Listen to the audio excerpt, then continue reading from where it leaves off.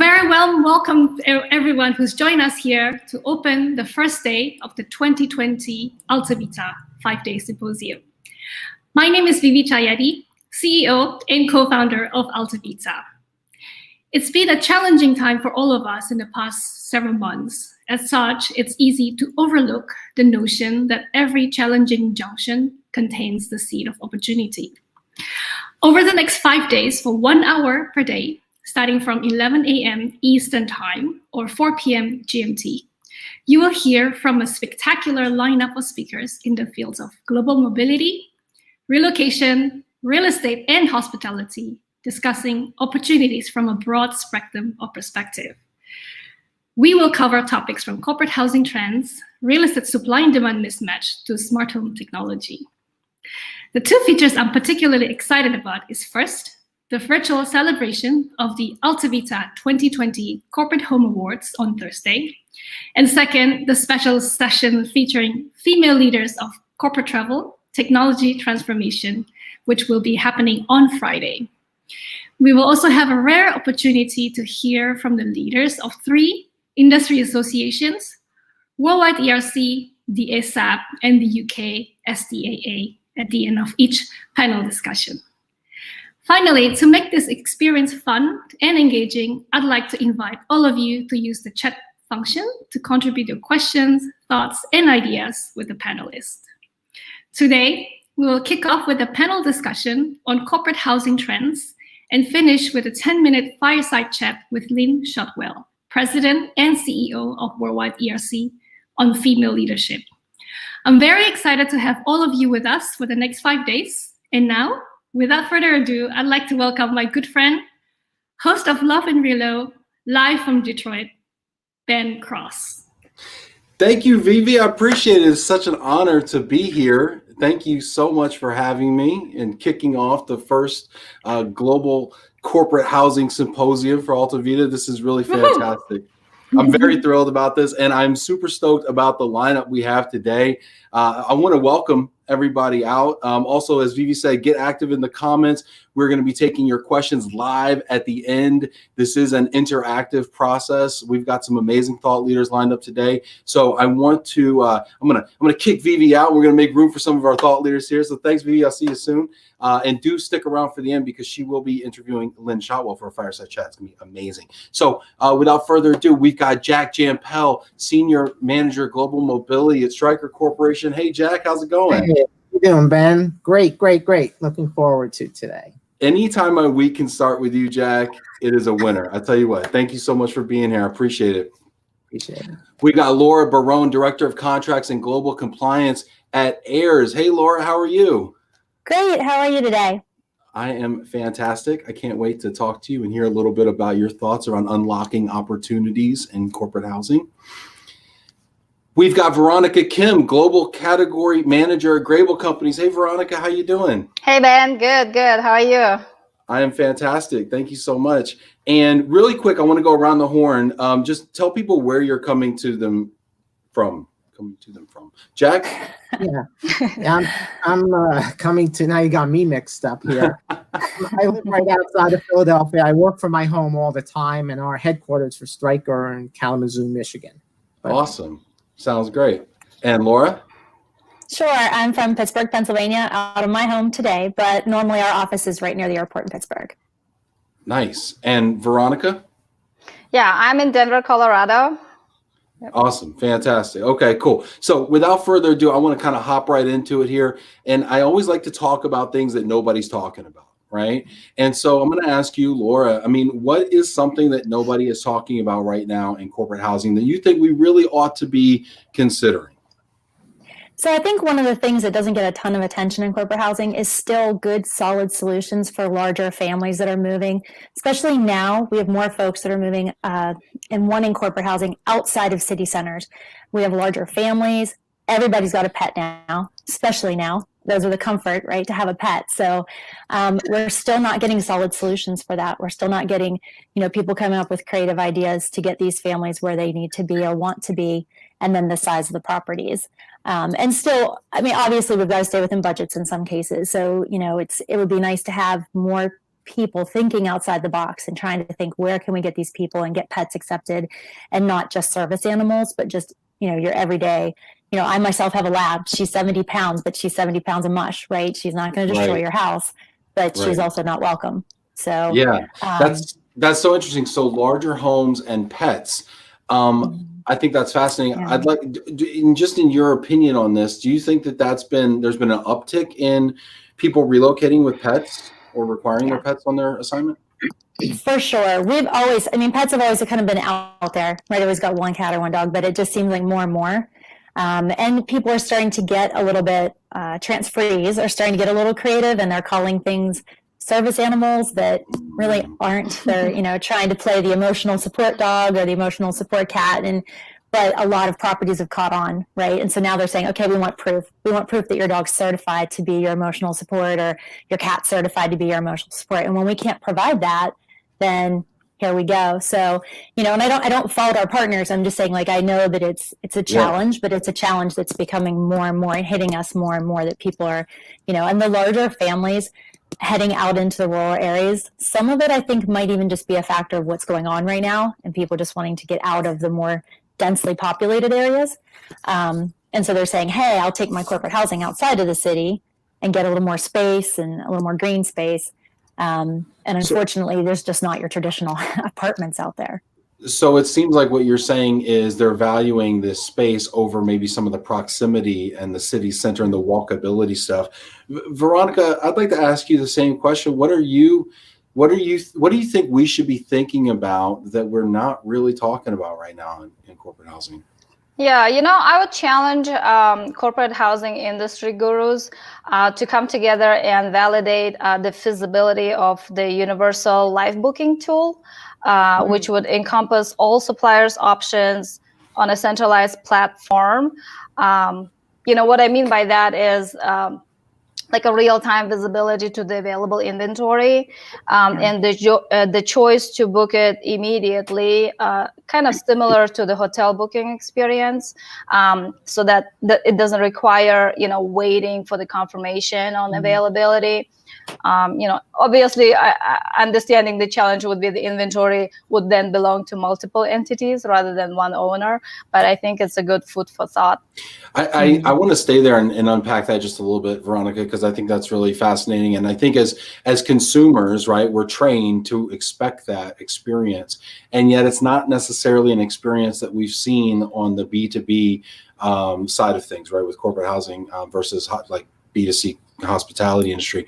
Veronica, what has been some of the pushback around that you've heard in the past, and how can we maybe rethink some of those things?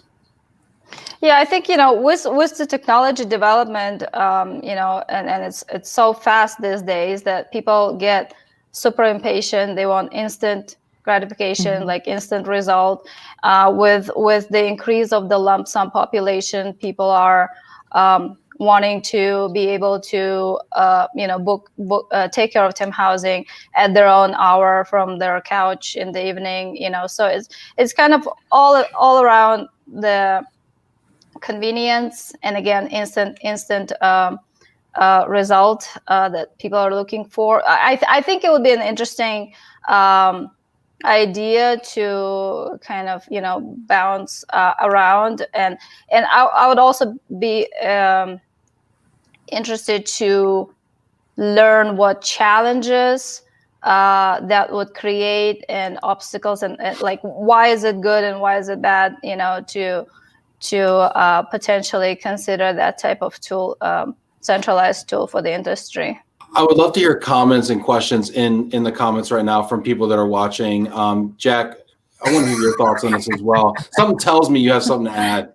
Yeah, I do have something to add. I me being the real person. I think one of the big things that no one talks about and is really true in the industry is how many different suppliers we have out there in the corporate, the corporate relocation, temp living arena, and what differentiates everyone in this arena. I think it's something that you don't hear too much about, but a lot of the companies out there are using the same properties. Not many own their properties. So, is differentiating each of you. And I think that's an important piece that has to be thought about in this process. It's not just price, because you're all so close, but what's the differentiator? I want to hear your thoughts, Laura, on something Veronica kind of mentioned before about the instant booking and challenging the feasibility of that. I think the way you said that was great, Veronica, challenging the feasibility, because I think there's some debate over the feasibility of it. But Laura, what are your thoughts on the idea of the instant booking? Is that something you'd like to see? Is it something you think is possible? What are your thoughts? Sure. So I think it's possible for our lump sums who oftentimes aren't given support, right? They're just told, here's your lump sum of money. And we as RMCs are able to guide them a little bit and say, here's where you should spend your dollars. And we all have tools and ways to get them connected with partnerships that we believe are solid, good providers. But I think the issue of the instant booking really comes in play when you have higher level executives that don't want to do it themselves, right? They want us to step in and help them. That's what they hired us for. So if we step in and help them, there's this window of time that we need from when we see what's instantly available to say to them, hey, here's what's available. Which one would you like? And then they come back and say, so the issue I see with instant booking is that's not a held booking, right? And it's a booking that's kind of out there for this instant. But by the time we come back to it with our busy executive who may not answer us in 5 minutes, it may take them 24 hours to answer us. And then we go back and that booking's no longer available. And now we have to start all over again. So I think that's where the insta booking becomes a little bit challenging. So I think it depends on the level of employee that you're working with, the policy they've been provided, and then their own guidance, right? Like a lot of people are super comfortable to go online and book their own Airbnb or their own whatever. But unfortunately, I'm still someone who likes to talk to a human and make sure that my booking is booked and that I'm not going to show up at a door and the key doesn't work or it's not really a property at all. It's something shady. So I feel like it's going to depend on the level of employee you have as to how that might work. But I do feel like it has its place. I definitely do. And I think it's becoming more and more prevalent for those lump sum folks that don't get a lot of opportunities. And that might be a way for them to find something a little bit less expensive once you remove all the layers of admin that go into searching for properties that aren't through Instabook. So well, I agree with Veronica on that. Can I just make a comment, Laura, on Sure. what you're talking about as lump sums? And I've looked into this a lot with a lot of RMCs and what their lump sum programs look like. And a lot of times it's just mimicking the current suppliers that they currently have, where lump sum are given an amount of money, they're going to try to save as much of that as possible. Right. Are you looking at putting more affordable or less expensive type of, for those lump summers, properties? Yeah, so I can only speak for obviously for my company, but we do also kind of offer them an avenue towards those.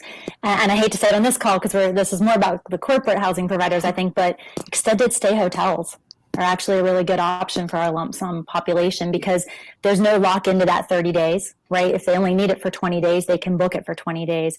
And a lot of the home to suites and a lot of the Suite Americas and all of those are actually really nice properties. And you do have enough room to move around. Now, back to my point earlier, if you have a large family, it's probably not a good option. But if you've got a single person or a couple with just one child, that would be perfect. And a lot of them do accept pets, by the way. So that would be, another bonus to that. So for someone who's lump sum, generally those are your your newbies to your company. So maybe they are single, maybe they are just a couple and more willing to take something like that. But that's definitely a good option in many locations. There, you're just limited by what's in the area, right? So, but I think that's a really good option. You're bringing up so many great points. This discussion is already so wonderful, and I'm seeing the comments going crazy. So leave your questions in there. We're going to select a handful for the end, and we're going to answer your questions live as well as they continue to kind of scroll here. Your comments do. So let your voice be heard and get engaged here. We've got a ton of people watching right now. This is great. I'm going to ask you, Veronica. So we're talking a lot about kind of the relationship between you as large bookers of corporate housing and what suppliers can do to be better frankly, providers, right? So let's answer that question kind of directly and speak kind of to the folks who are watching right now. You know, in your opinion, how can corporate housing suppliers be better providers to RMCs and corporates? And I want to talk to you first, Veronica, and get your opinions on this. Right, yeah. Well, in my opinion, while the expertise of the industry is important, the consultative approach is much needed in multiple scenarios, such as, you know, planning the special programs or handling unusual cases. It really goes hand in hand with like client advocacy, because understanding clients' priorities should be the basis of the whole engagement, really. And then understanding the long-term impact is also one aspect that is important for corporate housing providers to take the lead on. But then also helping the guest in one-off situation is one thing, and then providing the resolution that would set set the precedence with the negative long-term effect for either of the parties is a completely different thing. So really understanding how to resolve the situation in the best positive way so it doesn't affect anyone long term. You know, advocating for the clients are those type of consultative approaches that we're really looking for from our supply chain. Just a quick follow-up question. Oh, go ahead, Jack. Go ahead. I just want to ask a question about the online booking that we were talking about before. Mm-hmm. If the employee is allowed to do that, how do you manage the budget and everything else? Or do you just give them a whole list? How do you manage that if you're going to do online booking for employees? Let's try to answer that question, right? Let's say we're going to do that, right? So kind of a little thought exercise, right? So how would you manage that process, Laura? What would that look like? Let's challenge the feasibility, if you will, to use Veronica's term. Laura, what would that look like? Sure. So I think at that point it becomes, if you have an RMC involved, at that point it becomes an expense management issue, because your employee's probably gonna have to pay for that up front, submit expenses, and then we're gonna cap it, right? If their allowance is only 1,000 or 2,000 or something like that, then we're gonna cap it and say this is all you're getting reimbursed for because this was the cap. If it's one of those where you've just paid them a lump sum and they're paying for it themselves, then the onus goes back on them. So I think this is where some of the Insta-booking ideas, also you have to look at how is this going to be billed, because some of the Insta-booking programs that are out there, they're perfectly fine to bill the customer directly, meaning your employee. But when it comes to booking or billing it through the RMC, sometimes that's where the challenge comes in. So oftentimes that's why RMCs so far haven't really worked in those platforms, is because the billing situation. Yeah, and that's where I was going with it. If most of people using RMCs, it's very difficult to handle. It can be. Yeah, it's definitely for a certain population, like Laura mentioned earlier, lump sums or interns that get stipend, they're looking for a solution right away and booking last minute. So and the only reason I'm saying that is because we tend to generalize on answering these questions, okay? And it sounds like this is a tool that everyone's going to be able to use, but it's really a small portion of it. It's lump summers. It's just a portion. So I think it's just important to identify that. Yep. Yeah.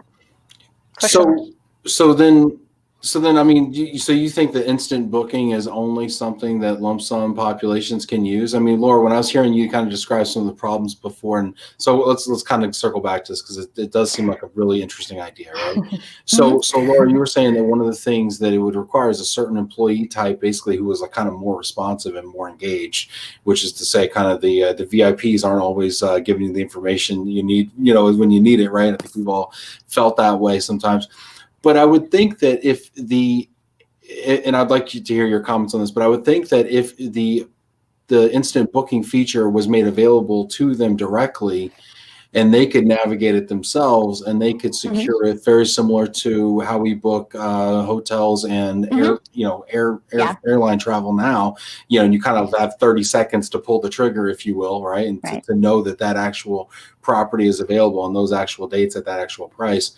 I mean, is there a way, maybe through some integrations, that you could actually offer that to a kind of a customer transferee facing or assignee facing way? Yeah, you can. And to kind of take a step back too, a lot of the Insta booking that I've seen so far, you can set a budget, just like if you go on to Expedia or what have you, you can say, this is what I want to spend. And it will just show you properties in the this is what I want to spend bucket. So it's not that they don't have the capabilities.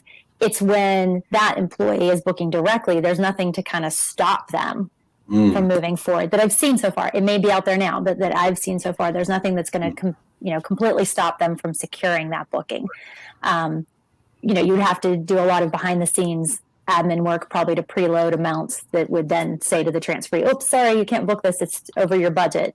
We kind of have that built into some of the programs we have that we use for our clients, but also there's a human back there loading all that information in. When it comes to it, and I don't mean to say that executives wouldn't mind booking their own temporary housing. I just feel like there's a certain service level you've paid for. And we always, and I'm sure Veronica would agree, you always talk to the transferee first and find out what is it that you're looking for. And that kind of goes back to her point of like being consultative with our partners, right? So we're always asking them, what are your needs? So we can go into those platforms and we can say, we need a 2-bedroom and we need it to be on the 2nd floor. And you can put all these things into those platforms. It's just that those platforms oftentimes will come back with 25 options. Is your VIP really going to want to sit and scroll through 25 options and then go back? So there's kind of like a point, I think, where we've been, tasked to help your employees. And that's part of our helping them is we narrow those down to the top 2 or 3 based on the client, based on the transferee's preferences, what direction the client's given us and spend. Then we can go back and say, hey, here's the top 2 or 3 we found through this tool. And then they can kind of decide, as opposed to because yourself, when you go on Expedia and you book a flight, you have like 150 options to scroll through. And most often, and I'm calling my dad. I'm like, can you get me from the airport at 8 a.m.? How's 9 sound? Honey, can you drop me off? There's a lot of that goes on. I totally right. And so you just pick the top one, regardless what the cost is, regardless anything. You're like, look, first one must be good. And maybe the system also can have some kind of threshold programmed in where it would feed the market average, for example, and would red flag it booker to say, hey, you're kind of outside of your company's threshold, so FYI, red flag. Our travel company does that. Our corporate travel, when I go and book out my flight, it would notify me that what is the reason for increased budget. What I like to fly, was like direct, nonstop. And it would always ask me, it's a little bit over the budget by this much. So, it could compare to like market average, for example, if we're talking about cost control. Well, and that's the feedback that you get when you use a lot of these travel, consumer travel sites. They'll give you like, this is a 7.7, good flight, rating or something, right? It'd be interesting to see that. Yeah, and I think what's important here is, I think from a customer perspective, if you as an RMC can provide like 5 properties, this within your budget, now make that decision. But I just can't see becoming an Airbnb for employees. Not for all, for sure. Maybe lump sums or maybe, stipend interns. So we've got some phenomenal comments and questions coming up. Keep those coming. I'm going to actually allot a little bit more time to answer your questions out there, just because I think they're so good. But before we get to that point, I want to talk a little bit about regions, right? Because we have people coming to us from all over the world, and you all, book corporate housing all over the world and all the regions, right? And I want to talk about each region kind of specifically, and I want to talk about some kind of opportunities by region, right? And sometimes opportunities take the form of complaints or, noise that we hear around, oh gosh, I just don't find the right fit in this region, right? So I'm going to throw out some regions, and I'm going to ask you to kind of go through and tell me what you think the opportunities are in that region, okay?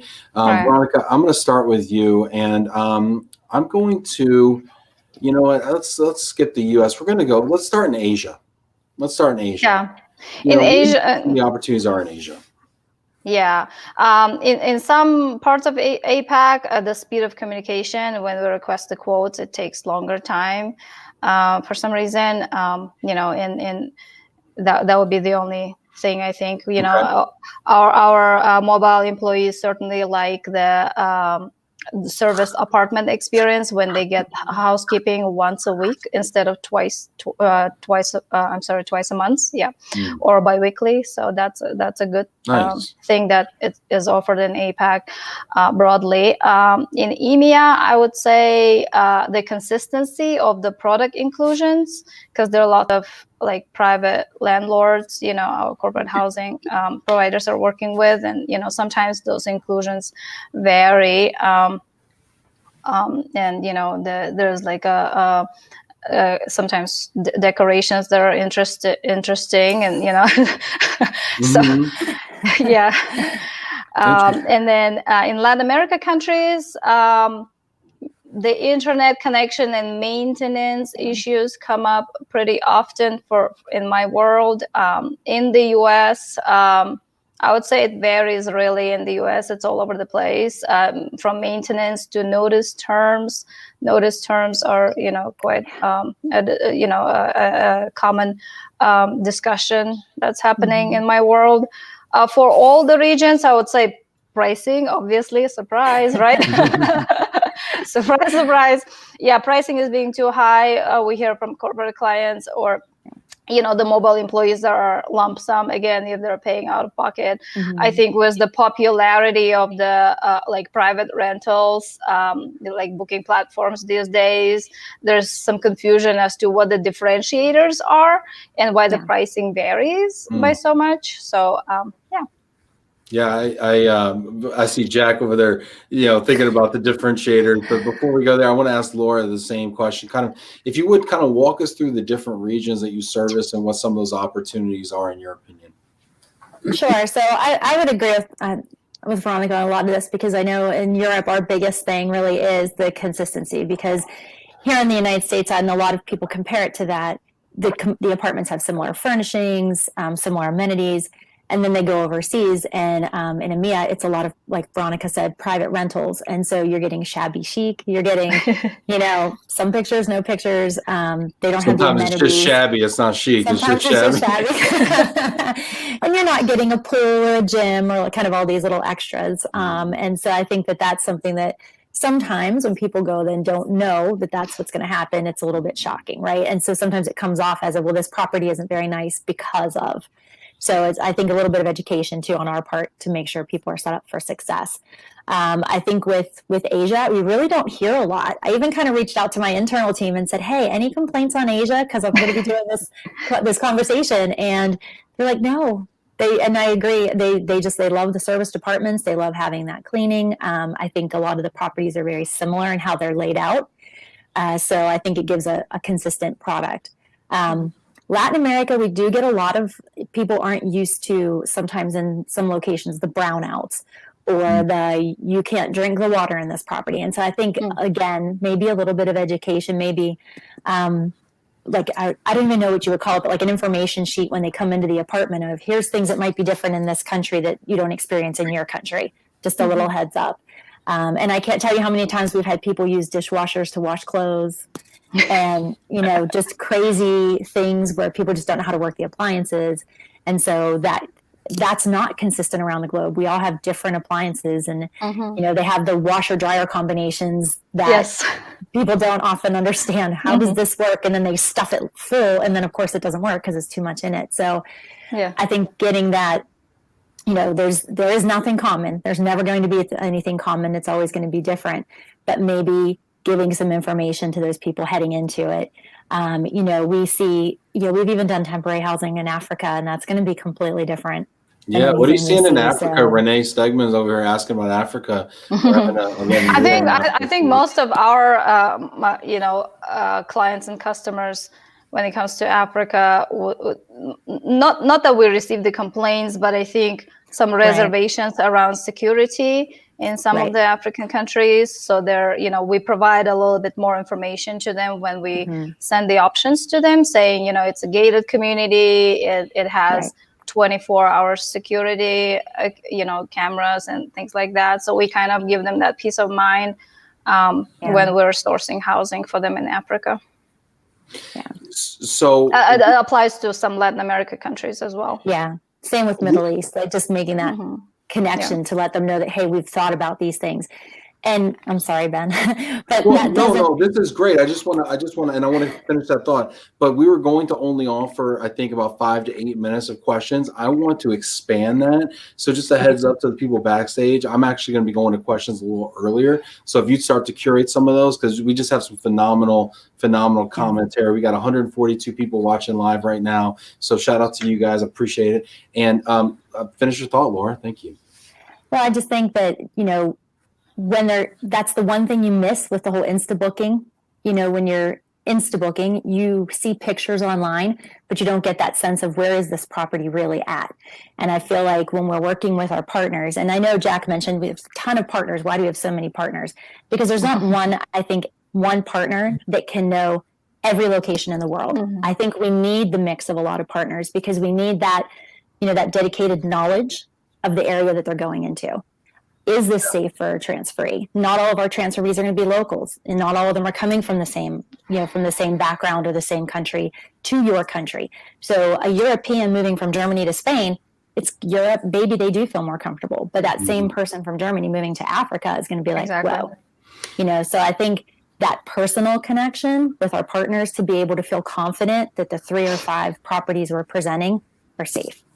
And they're in an area where an expat should be. And those are benefits that you receive that don't come with the Insta booking platforms. No, but Vivi, do go ahead and give us some questions, and we're going to go ahead and start answering some of those while Vivi sorts through her favorite questions. So she's the queen of the hour. I'm going to let her take a look at that. But while we do that, Jack, I want to ask you just to kind of finish this thought from a client perspective.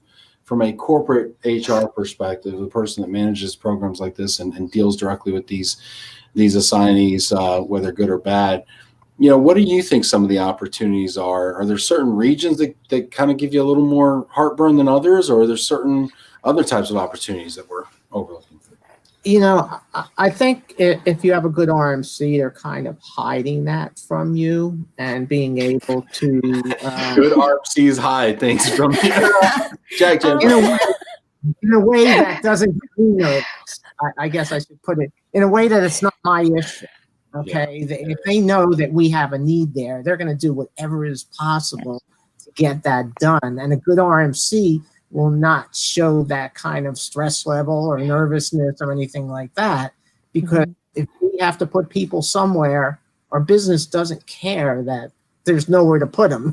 Our RMC has to help us in doing it, and a good RMC does that, and there's a lot of them that do that.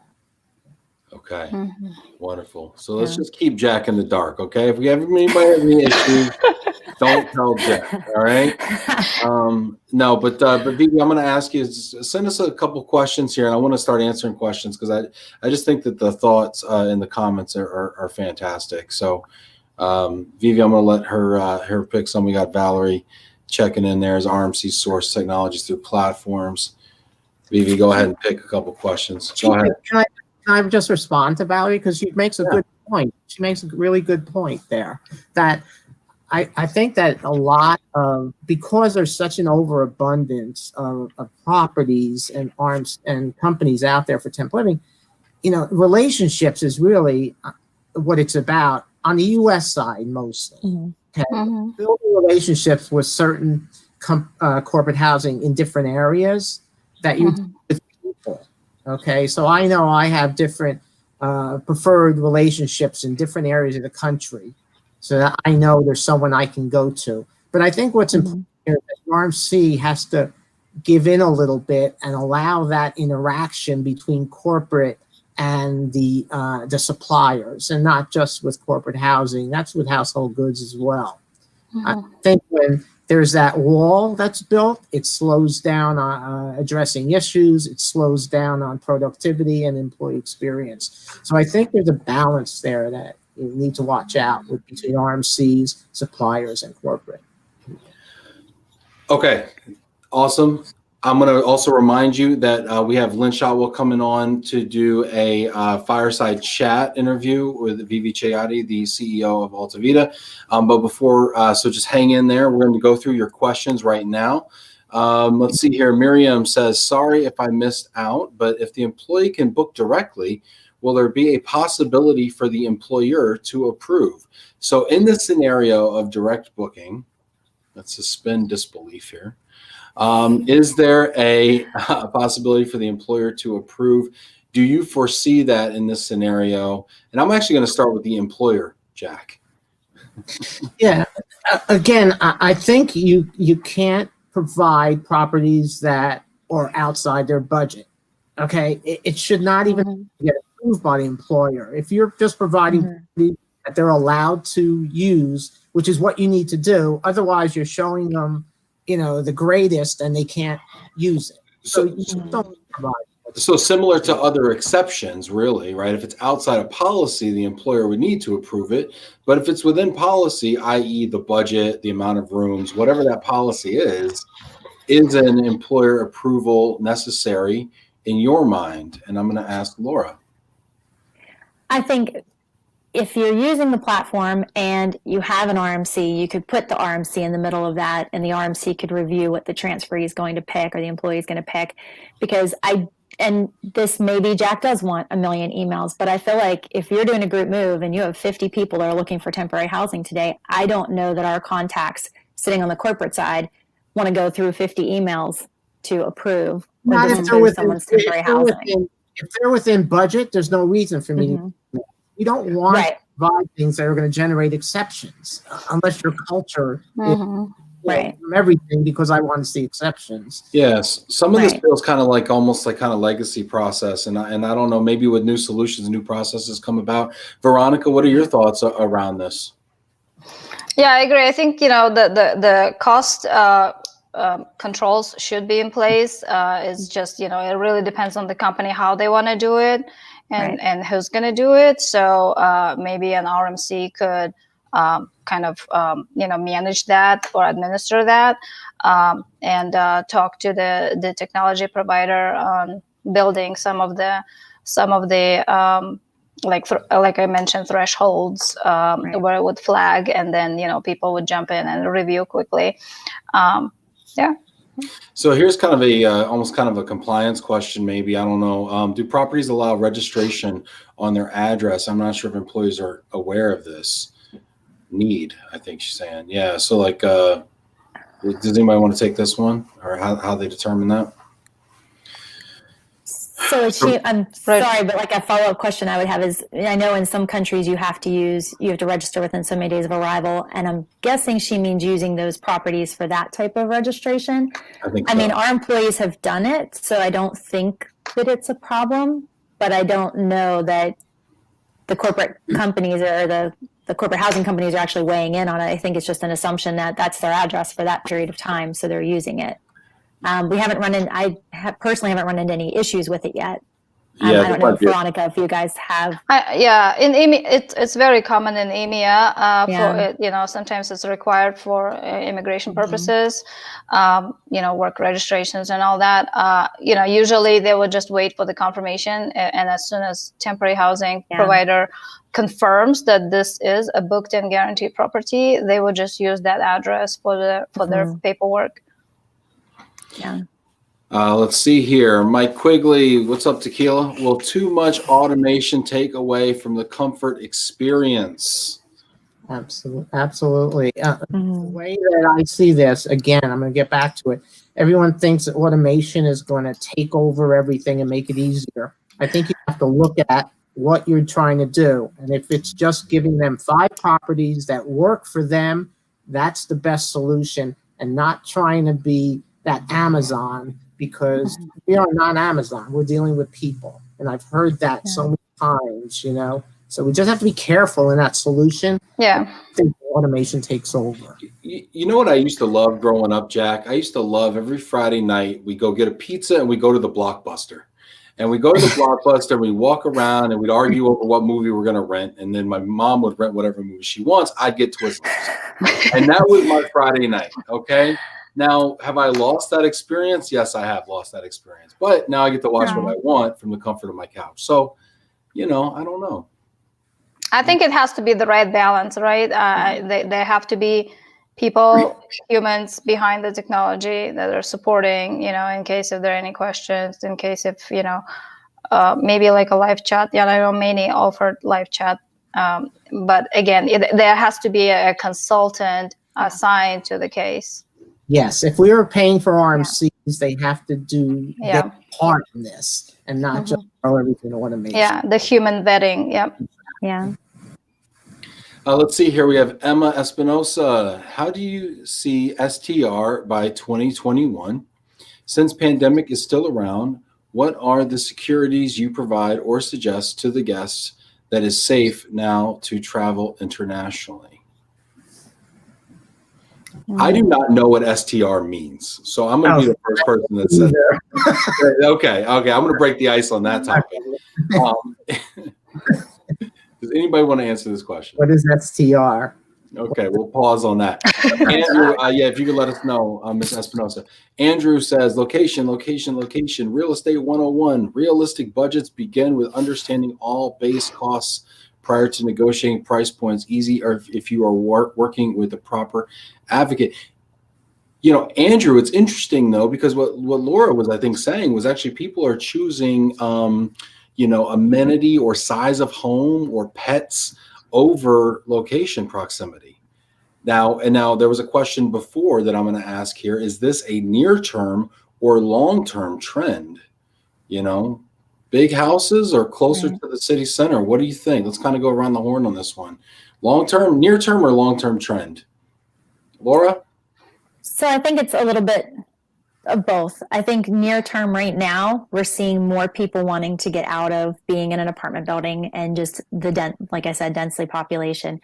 What he's saying about location, I agree. We need to work with our corporate clients. And when we have the opportunity to find out where they're going, or if they have a massive group of people going there at the same time, then we can get with our partners and say, look, this is the variety of choices we need.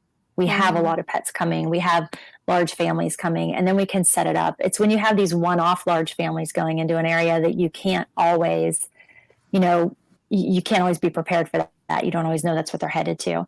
And I think the other thing too is people often don't understand what goes into the cost. I think that's probably where Andrew is headed. Like, they don't always know what goes into the cost of temporary housing. And I think people compare it to, a lot of times we hear, well, I found something on Airbnb for, $100 less. You did, but nobody's watching that property for you. Nobody's ensuring that property is ready for you to move in. Nobody's going to be there. If you have a burst pipe in the middle of the night and you call the host, I hope they're available. And then I hope they have a connection to get to someone, to get to you, to stop the flooding. But so there's also a lot of costs that are in there that people don't realize. So I think that's where some of the education starts. And I think that maybe that's where Ben was kind of headed, like location, yes, but also how do you prepare people for the cost and explain to them what's all involved in that temporary housing cost and some of the comforts that you wouldn't have if you just rented from the superhost down the street. I think maybe that's where they're headed with that one. Yeah, maybe that's what Andrew meant. Go ahead, Andrew, Veronica. sorry.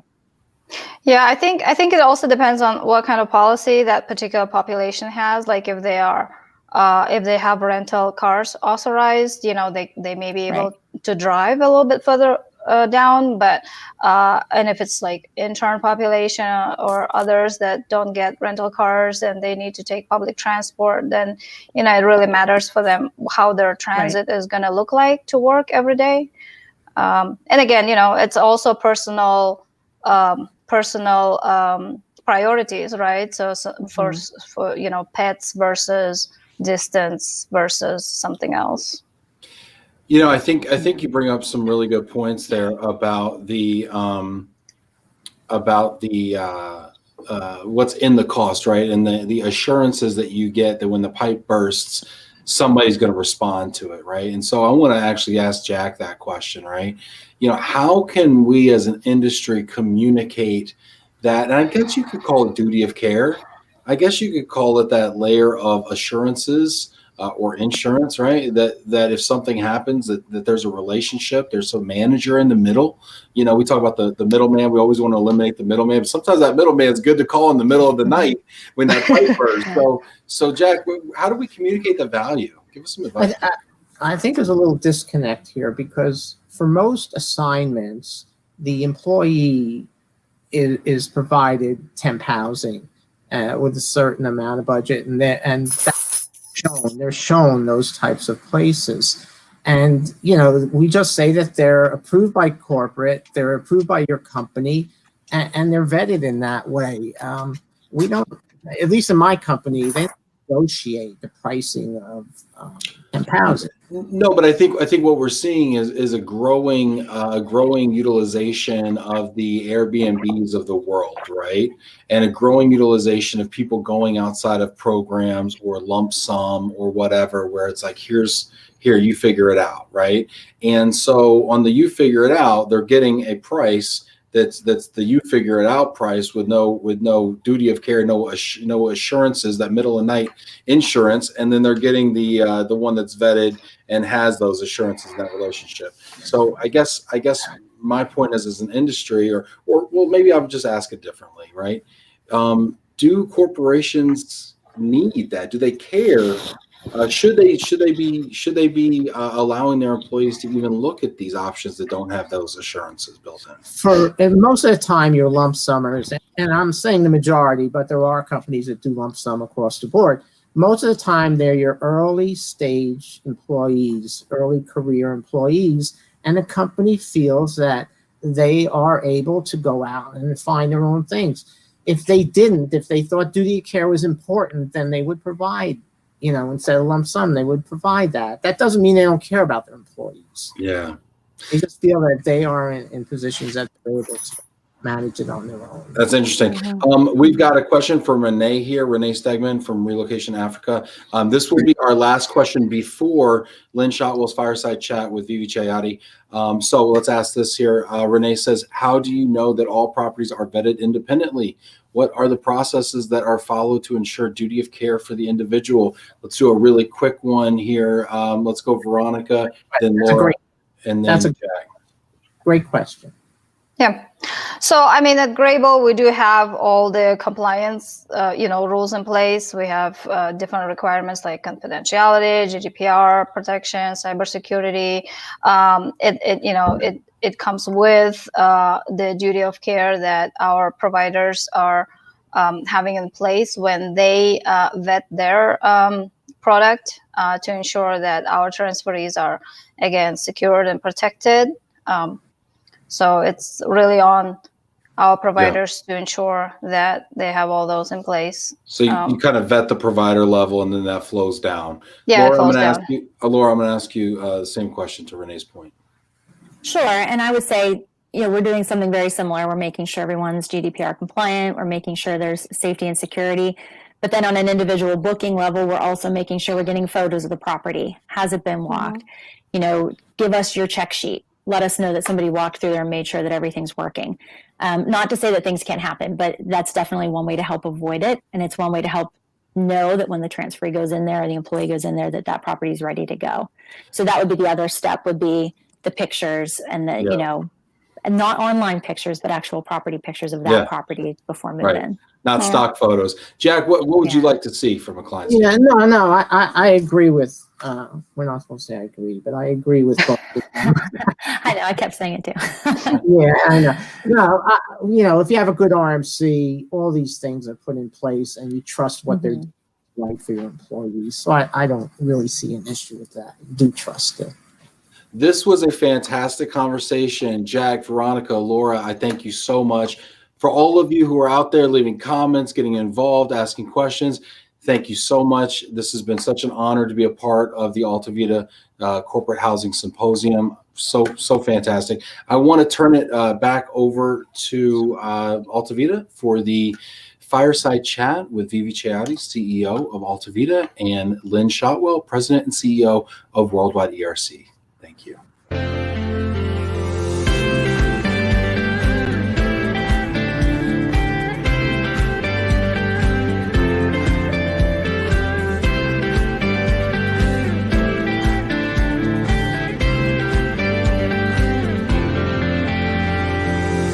Welcome everyone to the 2020 AltaVita Symposium Fireside Chat Session Day 1. Today I'm so honored to be joined by Lynn Shotwell, Lynn is the CEO and President of Worldwide ERC, the leading association in global mobility. In this session, we will hear from Lynn her perspective on female leadership in the relocation and global mobility sector. Welcome, Lynn. Thank you, Vivi. It's great to be here. Excellent. Lynn, I was wondering if we could just start with a quick introduction of Worldwide ERC, and then if you could also please share your journey from law school in Michigan all the way to becoming the CEO and president of the largest association in the sector. Sure, thank you. So let me start with Worldwide ERC. We were founded in 1964 as an association for people in the real estate industry who dealt with corporate relocations. Over the years, our membership has expanded to include people within the mobility departments at corporations around the world, as well as all of the various service providers beyond real estate that help facilitate a move for an employee. So it includes the movers, the destination service providers, the relocation management companies, really quite a huge network. So we have over 7,000 people in our network worldwide, and we're excited to continue to grow. Excellent. And how did you move from law school in Michigan, specializing in employment law, to now holding this higher position in the association? So, I think my journey actually starts back in my childhood. My father was in sales, so I had 11 houses in 5 states before I was 14. So I understand what it means to move for a job. And then when I was in undergrad, I studied abroad in France, which opened my mind to a whole new world. And then I taught English in Brazil. So when I got to law school, I learned, first of all, that I had worked illegally in Brazil. I had done everything everybody told me to do, but then I recognized it really wasn't the right thing. I didn't have the right work permits. So I became very interested in this whole area of immigration and employment law. So after law school, I took a job with a law firm in Washington, D.C., where I was working in employment law and immigration. But on the side, I started picking up work lobbying. So we represented at the time flight attendants who'd been fired because they weighed too much. And so that was kind of my introduction into the world of policy. And I found I really loved that world. And so I was able to take a job where leading the American Council on International Personnel, which was advocating in a trade association for immigration professionals. From there, I went to the Society for Human Resource Management, and was the head of their global operations, and then eventually it came to Worldwide ERC back in March. And what are your personal ambitions for the organization, and what are the factors driving this? So this is a really tough time for the mobility industry, but I also think it's a really opportune time for us to show our leadership. Mobility professionals have always dealt with kind of non-traditional work assignments across geographic borders, across time zones. And so as we move into this world of where we're exploring work from anywhere, we have the knowledge about what it takes to manage that sort of a workplace. So I'd like to see Worldwide ERC and our members be leading voices on this. And I know many of them already are at their companies. But I think the other area where we can speak out strongly is with policymakers. I think as governments, as we create this new world of work of both the gig economy and work from anywhere, the laws and the regulations that we've developed over the past 60, 70 years just are not going to work anymore. And so we're going to have to figure out what's next. And I think we can be a leading voice in that because we understand what's next better than anyone. Leading voice, I really love that phrase. Speaking of which, I wanted to start talking about female leadership a bit more in this sector, which I think is rather unique because just from a basic research, I see that actually quite a high percentage of women are leading the relocation management companies in this sector, which is rather unique. So I would like to just a bit more understand from your perspective, what do you think are the best traits that these women possess to be able to make up a slightly higher percentage than average leading the relocation management companies? So I think the mobility industry has a lot of female leaders because this is a people industry. And whether they're women or men, one of the things I really love about this whole community is that everyone is here because they want to help other people succeed in their careers. And they're very hands-on. So I think it's an area where women maybe naturally thrive, and have been given opportunities that maybe they have not in other areas. So I think great opportunity for women here. Lots of men certainly as well in our world. But I think as we go forward, one of our challenges as an industry is to make sure that we're inclusive and diverse in every respect. And I think that's one of the things that and it goes not just kind of from the people working in our industry, but are we making sure that we have inclusion and diversity among our assignee populations as well? So that's another initiative that we're working on. That's so great, honestly. And with COVID, I think the other most popular topic we've been seeing nowadays is diversity and inclusion. Yes. So what are some of the strategies that you've learned, which you can share with the future generation of female leaders? It's funny you ask that, because I don't know that I thought about them as strategies as I was moving forward in my career. But as I reflect back and as I talk to my daughters who are starting their careers, I think one thing is you have to not be afraid to speak up. Women often are talked over. Their ideas are taken by others, and we can't be afraid to speak up and call out our own accomplishments and our own ideas. So that's a really big one. I think the other thing is that I've found over time is I've always had mentors, and my mentors have been men, and that's perfectly okay. But find some mentors, find some people that you can bounce ideas off of who really are going to give you guidance in your career. And then kind of outside of that, I would say somebody told me a long time ago, you should create your own personal board of directors. So, what's your network of women and men who are your friends, but also your colleagues, who really will be there for you, that you can bounce ideas off of, that you can go blow off steam with, but really understand who you are, both as a person and what your kind of personal goals are, as well as your professional goals, and can help you work through any issues that and we all confront issues, so help you work through those issues that we confront. Great. Thank you so much, Lynn, for this insightful tips for the future leaders of the organization and CEOs around the world. So I just wanted to conclude with just a few questions about you. Actually, you and I have both lived in so many different places in the world. I have personally lived in 11 cities. I think your number is closer to that as well. Also both lived in Michigan. I went to the University of Michigan. So I want to ask you, where have you lived, and what is your favorite city you have lived in? Oh, that I've lived in. So that's such a tough question. So I have lived, growing up, I lived in Michigan, Maryland, Missouri, Pennsylvania, and Ohio. Since being out on my own, I've lived in Washington, D.C. and Virginia, in Paris, and in São Paulo, or not São Paulo, São Leopoldo, Brazil. I guess my favorite city is where I live now, Washington, D.C., because I've lived here for so many years. It's been home for 25 years, and I love the city every time I come back to it.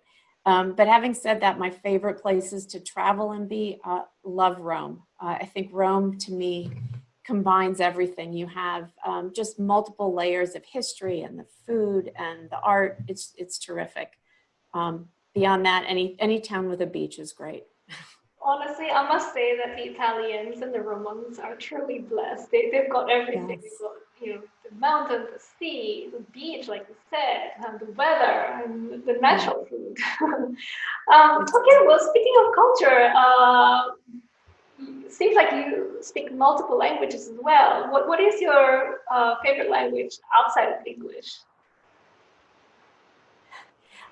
So I used to speak at least fluently both French and Portuguese. It's not as great anymore. I have to say I love Portuguese. I think I like the way you can play with the language by adding endings to words. I think they have words for things that we don't necessarily have in English, and I just find it fun. Well, thank you so much, Lynn. Really, it's been such a pleasure and honor to speak to you, and it's great to learn your perspective about female leadership in the global mobility, and I'm sure the audience will find it extremely insightful. I would like to thank you so much, and yeah, I look forward to catching up again very soon. Thank you, Vivian. I can't wait till we can meet in person. Amazing. Take care, Lynn.